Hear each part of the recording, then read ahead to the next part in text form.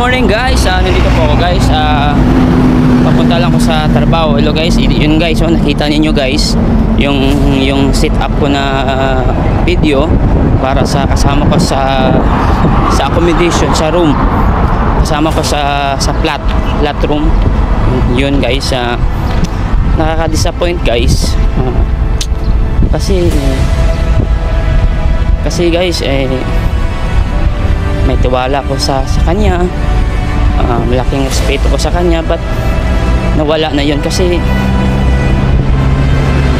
may intention pala siya. Nakita ko talaga yung akto ng pagnanakaw. Matagal na kasi yan talaga, yung first ko dyan na tumibat dyan. May napansin ako sa kaiba sa kilos niya, and then yun, i-share ko sa inyo guys. Nawala ang pera ko, ganun. Alam mo yun, yung di natin, oo, naintindihan natin na gipit siya. Ay, lahat naman tayo gipit kaya tayo nagkatrabaho, di ba? To be professional, to be kuwan tayo, dapat marangal lang. Alam mo yun, yung kinakain.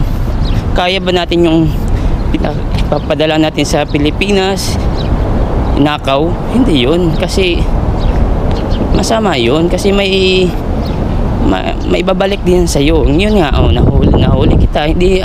Hindi habang buhay para sa'yo. Hindi habang buhay na laging ganyan ka. Parang easy to money lang, di ba? Gusto na easy to money. Ganun guys, nakakalungkot. I pray na magbago siya. Hindi, lagi lang ginagawa niya ganun talaga. Hindi ganun talaga. Choice niya yan Choice niya yan. Binigyan ko siya ng chance. Patient ako sa kanya. Wala lagi na lang ginagawa niya. Pag nanakaw, hirap yun. Hirap kasi yun Mas mabuti pa yung sabihin ka ng pangit sa magnanakaw, kasi ang magnanakaw hindi pangit yun yung dignidad natin. Kahit tayo walang-wala, kahit tayo ay hindi mayaman, so ang importante yung dignidad natin as a OFW, di ba?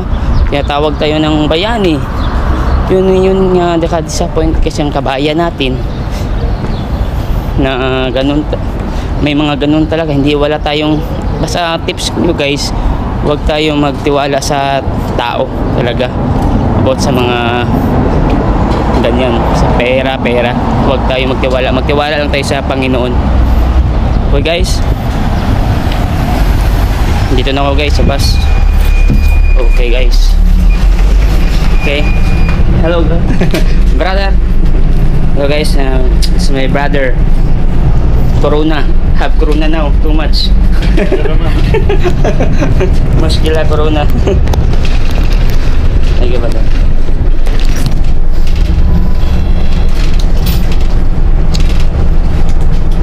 Problem no vacation no? Mapi vacation. Vacation? No, mapi no? Adin no. Mapi. Old ba no?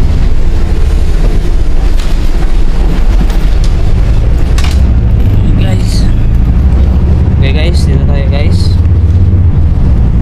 Yun guys, ang pera ko guys, ito na lang guys ito lang pera ko dahil sa kanya.